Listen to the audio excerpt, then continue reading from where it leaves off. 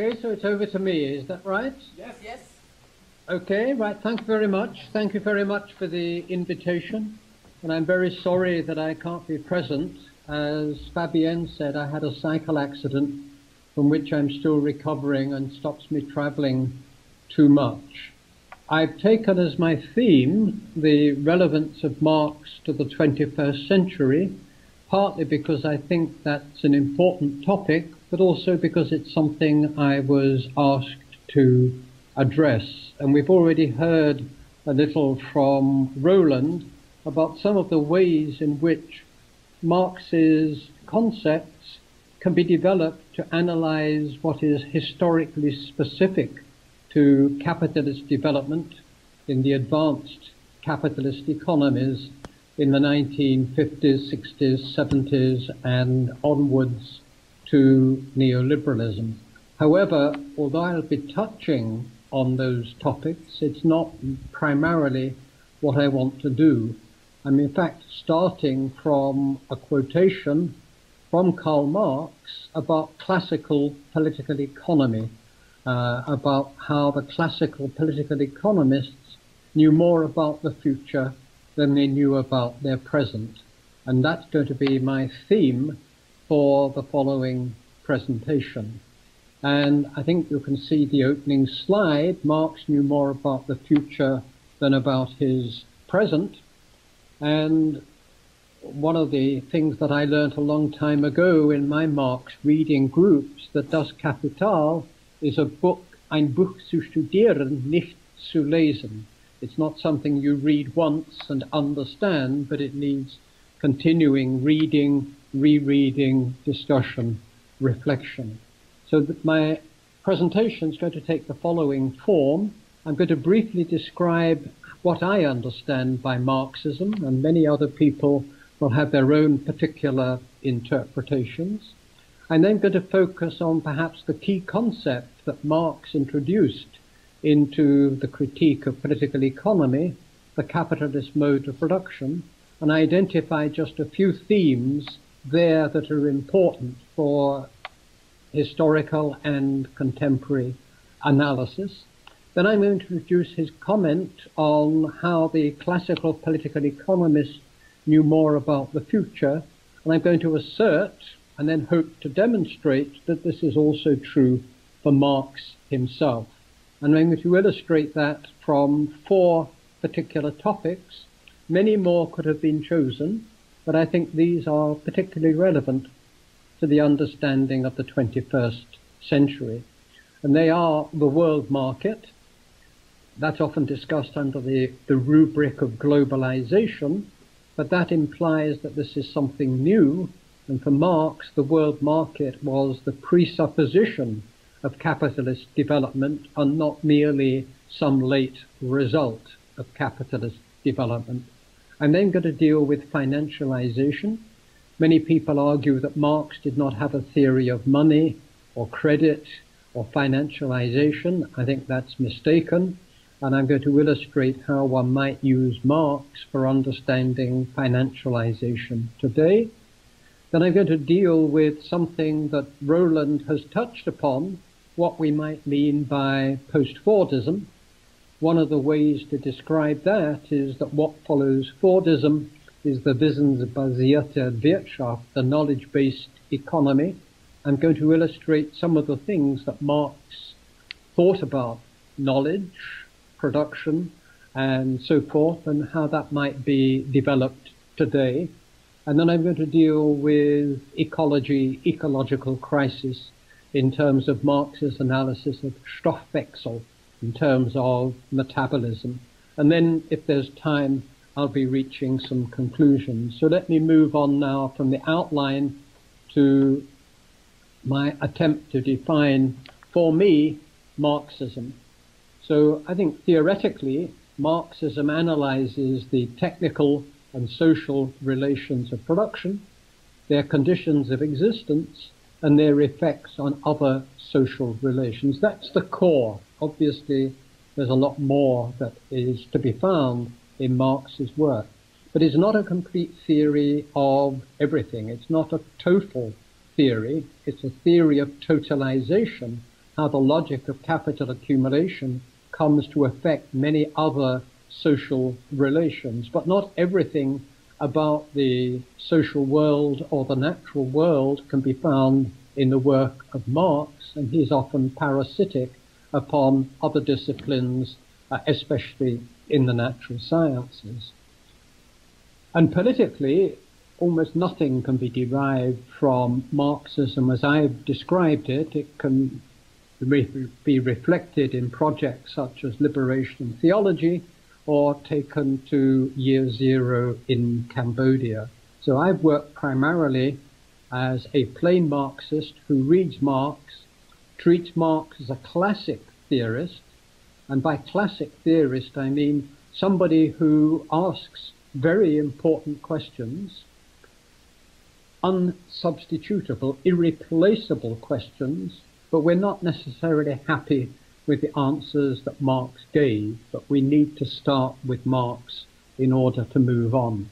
I'm now moving to my definition of the capitalist mode of production, and this is simply taken out of, distilled from, Marx's 4 volumes of Capital. When I say 4, I'm also including theories of surplus value. And the opening statement in Das Kapital, Band 1, is wealth appears, Reichtum appears as an immense accumulation of commodities. The commodity is his starting point. What's historically specific about capitalism, because commodity production, commodity exchange has existed before, is that the commodity form is generalized to labor power, to Arbeitskraft. That labor power is treated as if it were a commodity. It's not a commodity, but it's treated as if it were a commodity, and that's the historically specific feature of capitalism. In treating Arbeitskraft, labor power, as a commodity, this has a dual significance. Concrete labor, what particular use values are being produced, and labor time, the common denominator of commodities being the socially necessary labor time involved in producing them, and that gives us abstract labor. And again, a unique feature in the context when Marx was writing is that Marx treats capitalist mode of production as a political economy of time. As Henrik Grossman pointed out, we have an enormous number of novel concepts for thinking about the time of production, the time of circulation, and so forth. A key role for money as a social relation, I'll come to that later. The essential role of competition, Wettbewerb, and not only at the level of firms, sectors, but also nationale Wettbewerbsfähigkeit, and the contribution to that of the state and civil society in securing the conditions for valorization and Wettbewerbsfähigkeit, which gives you the idea from Joachim Hirsch of the nationale Wettbewerbsstaat. Moving on again to the next slide. This is my quotation from Marx in 1847. All those laws developed in the classical works on political economy are strictly true only on the assumption that trade is delivered from all fetters, that competition be perfectly free, not only a single country, but upon the whole earth. These laws, which Smith, Say, and Ricardo developed, the laws under which wealth is produced and distributed, these laws grow truer, more exact, less abstract, to the extent that free trade occurs. Thus it can be said that the economists know more about society as it will be than society as it is. They know more about the future than the present. And I think that's a statement we can also apply to Marx. He knew more about the future than he did about his present. He was writing in the 1840s, 1850s, 1860s about a world in which the capitalist mode of production had not yet established its dominance, not even within individual national economies, let alone on a world scale. And in that sense, his power of abstraction anticipates future developments in a very clear way. And what I want to do is to illustrate that argument in relation to four themes. And how is it possible that he anticipates the future, knows more about the future than he does about his present? Because of the particular approach that he eventually developed in Das Kapital. He begins that work in the foreword to the 1867 edition with an argument that every beginning is difficult, holds in all sciences. Jeder Anfang ist schwer.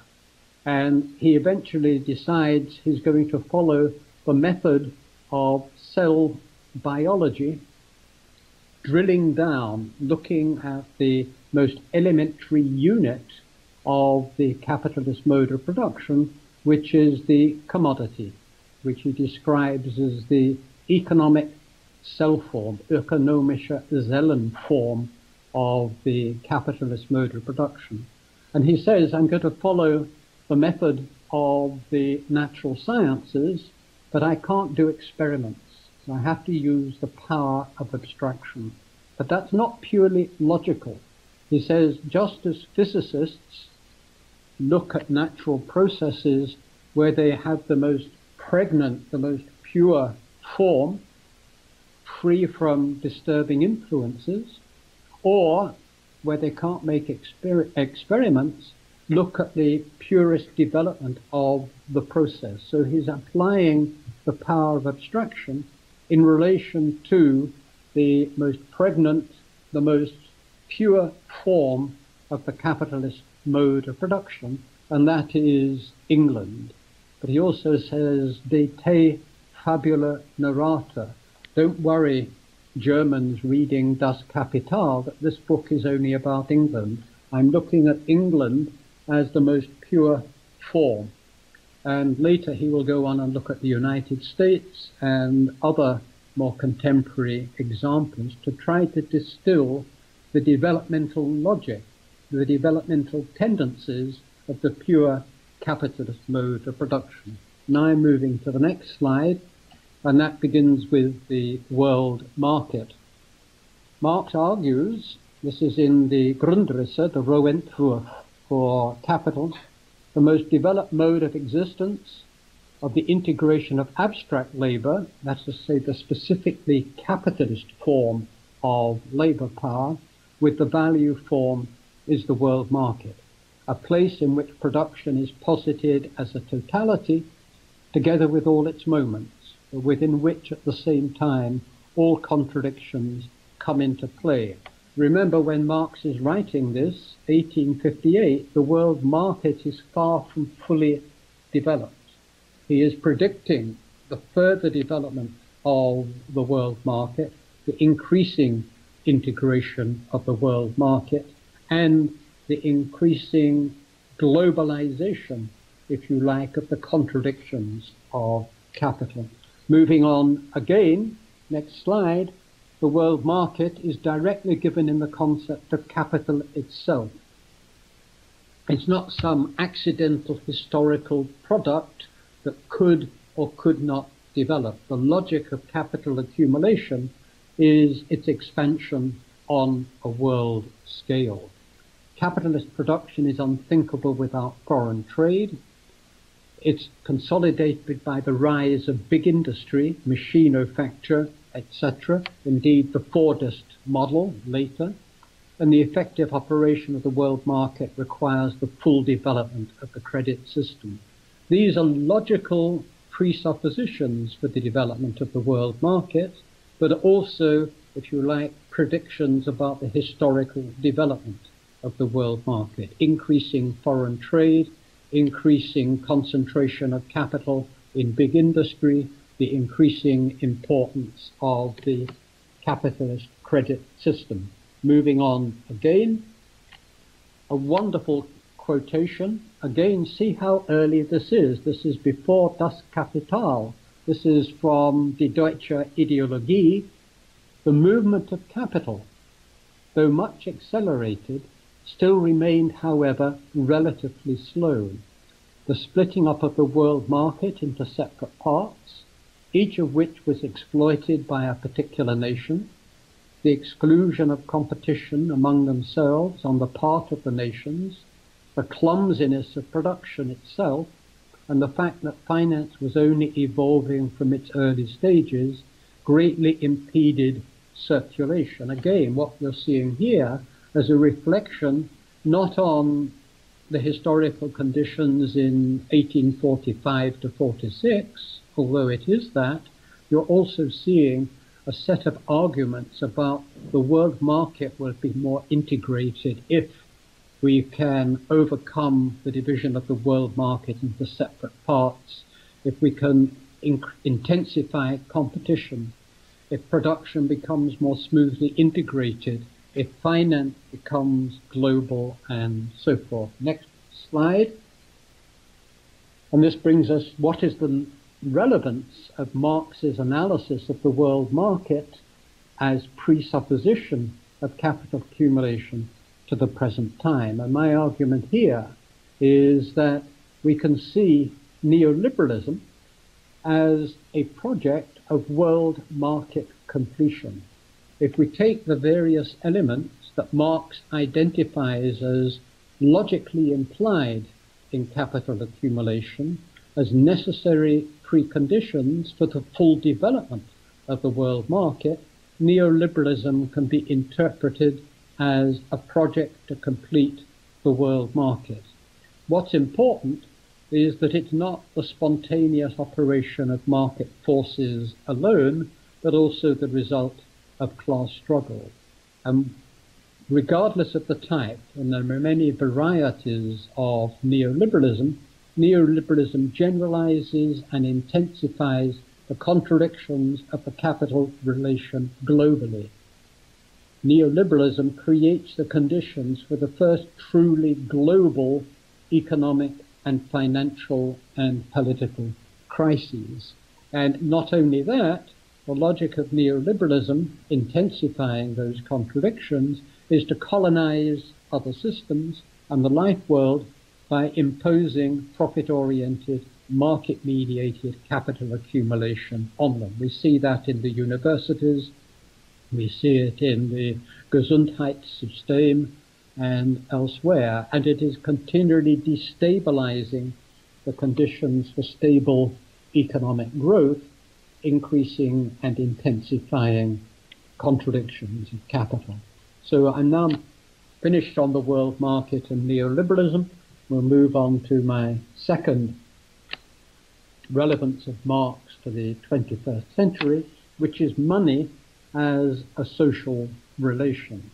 It's tempting in everyday language to describe money as a thing, but it's actually a social relation, and that's how Marx describes it.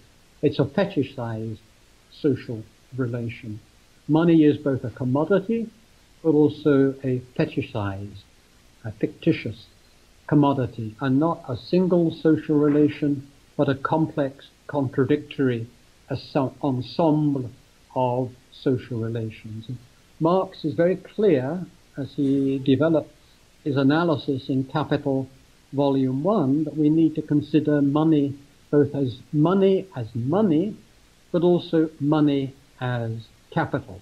And the logic of Volume 1 is to get us from the necessity of money in commodity circulation to the role of money as capital in organizing the circuit of capital, facilitating, mediating accumulation. And Marx provides, in fact, a very sophisticated analysis of the functions of money, the hierarchy of money forms, and the tension between national currency and world money. We see that played out still today between the United States dollar, the euro, and the increasing importance of the Chinese currency, the renminbi. And these are sites of contestation, not only in the 19th century, the 20th century, but today as well. To illustrate the idea of money as a social relation, referring to Roland's discussion of Fordism, we have the idea that the Fordist class compromise implies that to make the poor work harder, you link pay to productivity, and to make the rich work harder, you link industry and unions. And this is the classic Fordist compromise, that rising wages fuel rising consumption, which fuels profits, which fuels investment, and so forth. That's an argument that Gerhard Schmidt made very clearly in Germany in the 1970s. And we can contrast that with neoliberalism, which you may be familiar with. To make the rich work harder, you pay them more. To make the poor work harder, you pay them less. That's the neoliberal logic of how one employs money as a social relation to embed a certain set of forms of class domination in the social relation. So that's a little bit of light relief. And now we move on.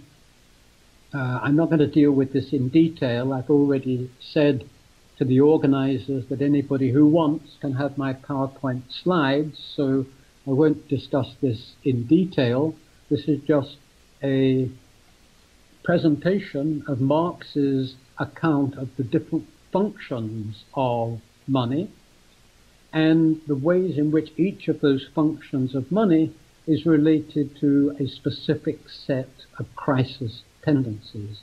One of the most interesting points about Marx's work is that every social relation is the site of contradictions and a source of crisis tendencies. It's often said that for neoclassical economics, capitalism is eternal and crises are accidental, whereas for Marx, capitalism is historically specific and crises are imminent possibilities within the logic of capital.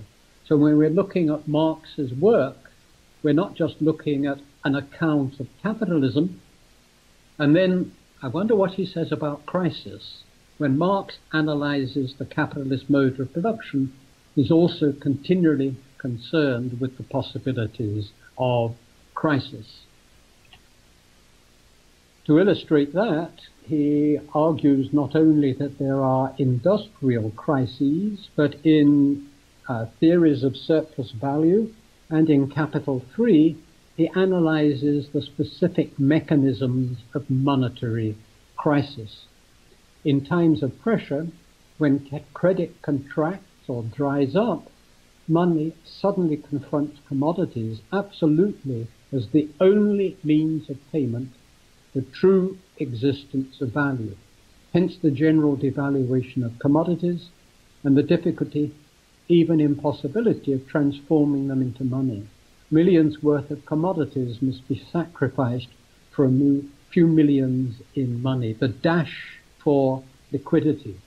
As long as the social character of labor appears as the monetary existence of the commodity, and hence as a thing outside actual production, monetary crises, independent of real crises, that is to say, independent of crises within the circuits of productive capital, or as an intensification of them, are unavoidable.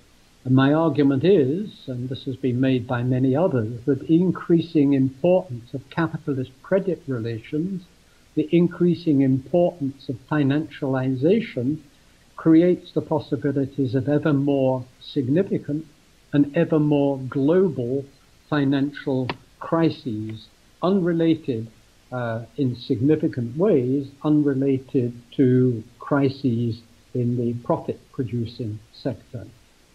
And this is related to the role of banks. A famous bank robber was once asked, why do you rob banks? And his answer was, because that's where the money is. And one might look at the role of banks themselves as predatory and not merely as facilitating capital accumulation. So give a man a gun and he can rob a bank, give a man a bank and he can rob the world. And this is part of Marx's analysis, the predatory character and not merely the facilitating or supportive character of banks. So Willie Sutton, why do you rob banks? Because that's where the money is. But now, in an interesting twist, we see this in the North Atlantic financial crisis and elsewhere. Banks, individual banks, rob the central banks because that's where the credit is that will rescue them from their financial difficulties. And an important mechanism in that regard is derivatives, Derivaten, and I'll come back to that later. So money as money, and then money as capital. This is J.P. Morgan, one of the famous robber baron bankers, money as capital. And this brings me from money to the notion of financialization before I go on to consider Stoffwechsel and metabolism. So how might one describe financialization? There are some very obvious indicators that have been widely discussed in the literature, including in everyday literature as well, like Handelsblatt, the proliferation and expansion of financial markets, the deregulation of financial systems and the broader economy, new financial instruments, I've mentioned Derivaten and many others, the dominance of finance over profit-producing capital, so increasingly short-term financial considerations affect the ways in which industrial or commercial capital operate, that market forces, complemented or reinforced by state policies, underpin rising inequalities in income and wealth. Consumption tends to be sustained by extending credit, and finance colonizes economic and social reproduction, and then a special accounting culture. So that's at a descriptive level. We try to put that into more systematic terms. The basic principle is the transformation of future streams of income, whether profit, dividend, interest, or even intellectual property rights, into a tradable asset. It's a pattern of accumulation in which profit-making occurs increasingly through financial channels, not through trade and commodity production, and it reflects the systematic power of finance within the economy and more broadly. And now I want to mention derivatives and take us back to the German ideology. If you remember Marx and Engels' comment on why the world market in 1845-46, when they wrote the German ideology texts, was not well developed. And we can see derivatives, financial derivatives, as a form of market completion. They overcome the frictions of national boundaries. They open national economies to foreign competition. They help to overcome the clumsiness of production, originally in agriculture, now universally, and they enhance the role of finance in promoting competition. And we know, Marx predicts it, that the greater the integration of the world market, the more the contradictions of capital accumulation are generalized, the more intense those contradictions become, and the more global is the form of crises. And I think if we were to apply some of Marx's insights to the development of the world market, of monetary relations, credit relations, and financialization, we can see the significance of those remarks 150 years ago to capital accumulation in the 21st century. Now I'm going to deal with the knowledge-based economy, and again go back to Marx. Most of the comments on knowledge, science, and general intellect are in the Grundrisse, but we find them in other texts as well. And in fact, they wrote a great deal on knowledge, science, and intellectual property, but they didn't write very much as such on industrial or intellectual property. But I will be arguing that we can find the clues, Hinweise, to this discussion in Marx. They treat science as a collective endeavor and a universal productive force. They compare it to a free gift of nature. Traditional knowledge, shared knowledge, the intellectual commons are available as an input into many different kinds of production process. They also note that as machinofacture developed, no longer the skilled craftsman, but the organization of big industry, science is separated from production. Indeed, they argue it can even become a business. Some firms, some sectors specializing in producing knowledge and then selling it to other firms. And there are also interesting comments in Marx on product development cycles. And this is very relevant to a well-known question posed today. How much does the latest version of Microsoft's Office software cost? And the answer is either billions of dollars or a few euro cents. Depends whether it's the first copy or the one that you download from the web. And Marx is aware that this is a phenomenon early on in the 19th century, where intellectual property may be an important factor in helping to preserve profitability. So these are some general comments that he makes. Capital is obliged to seek to increase productivity. Productivity advances are based on the general intellect. The more social agents enjoy free time for creative learning, the more the general intellect will flourish. But capital reduces the necessary labor time to increase surplus labor time. It's not interested in increasing free time, allowing the general intellect to flourish, and that creates a contradiction between creativity in civil society and the profitability of private business and increasing social irrationality. Which brings me to the idea of wissensbasierte Wirtschaft as one form of post-Fordism, and this is the knowledge-based economy.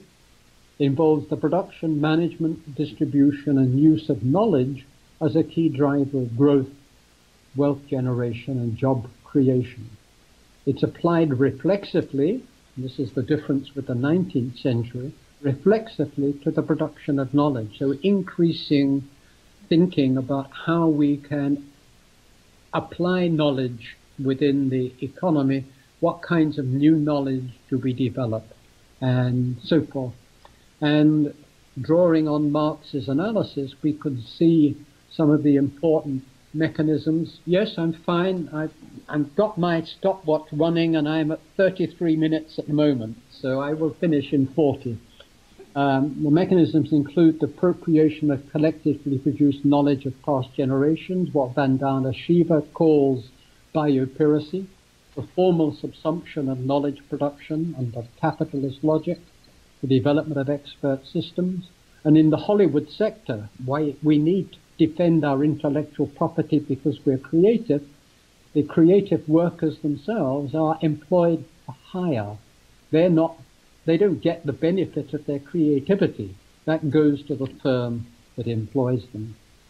I'm going to skip that slide in the interest of getting to the end in 40 minutes, but these are various ways in which you can apply Marx's insights in Capital for the specific form of intellectual property, its legitimation, how it operates. Now this is my fourth theme, Stoffwechsel, metabolic drift. Marx and Engels read natural sciences avidly. Stoffwechsel first developed as a concept in cell biology and then was developed in physics, in mechanics, thermodynamics, land economy, and so forth. And it was a key theme in Marx's analysis of capital, the nature of metabolism, and particularly the interrelationship between capital and the physical environment.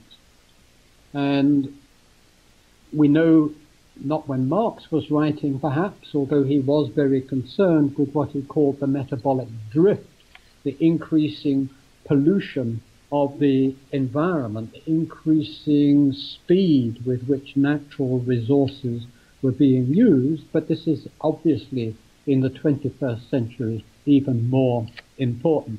I take this slide from Elmer Altvater, and I'd like just to take the opportunity to express my regret that he died on the 1st of May this year. He was one of the most interesting commentators on metabolism and capitalism, and identifies a number of different meanings of the Green New Deal as a major theme in contemporary capitalism, contemporary politics, and pointing out that a lot of the discussion of the Green New Deal is merely political rhetoric which disguises a continuing commitment to capital accumulation based on the exploitation of resources in unsustainable ways. And while there's a lot of talk about the Green New Deal, I think that its biggest risk is that every time it gets put onto the economic and political agenda, it gets captured by neoliberalism. And what we're seeing is continually the recolonization of green initiatives to serve the interests of profit-oriented, market-mediated accumulation. And one of the latest examples of that is the attempt to commodify nature's services in various ways, commodifying, privatizing nature, create a new world green economy, but operating in the shadow of capital. Finance-dominated accumulation, I'll skip this very quickly. The categories for the analysis of capital, just to pick out capital as property, and then fictitious capital. Money and derivatives I dealt with in terms of the way in which they help to complete the market economy, but what I want to show is that Marx's analysis of the functions of capital are associated in interesting ways. Each has also its particular set of derivatives, and I've dealt with this already. This is just a repeat of the slide. Overcomes the frictions of national boundaries, opens national economies to competition, overcomes the clumsiness of production, enhances the role of finance, completes the world market. One of the reasons why we should still be reading Marx today is he didn't actually finish Das Kapital. 3 books were missing on the state, foreign trade, the world market, and crisis. And these are in fact increasingly important themes in the 21st century. The reorganization of the state on a global scale, new forms of governance, obviously the forms of foreign trade, and we cannot ignore world market and crisis. And now I've skipped over one slide, and I'm coming back to my starting point, which is Marx Lektüre. I read your great book in my Capital reading group. As we know, Marx didn't finish Capital, so Marx's response to this young, eager student in his Marx Lektüre group, I read your great book in my Capital reading group, is really, how does it end?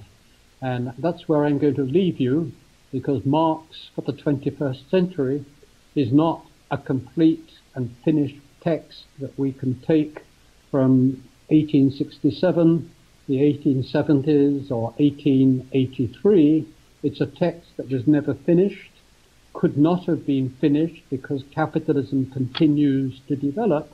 But what Marx is providing us with is an incredibly important, productive, powerful set of concepts for thinking about the nature of capitalist production in general, but also are inviting us to think how we can take his categories and develop them in different ways. And I've tried to do that with the world market, with money as a social relation, capitalist credit, with financialization, with the knowledge-based economy, and finally with Stoffwechsel and the environmental crisis. And I finished 10 seconds early, unusually for me. Over to you, Fabienne or Roland or whoever is the compere for today. Thank you very much, Bob.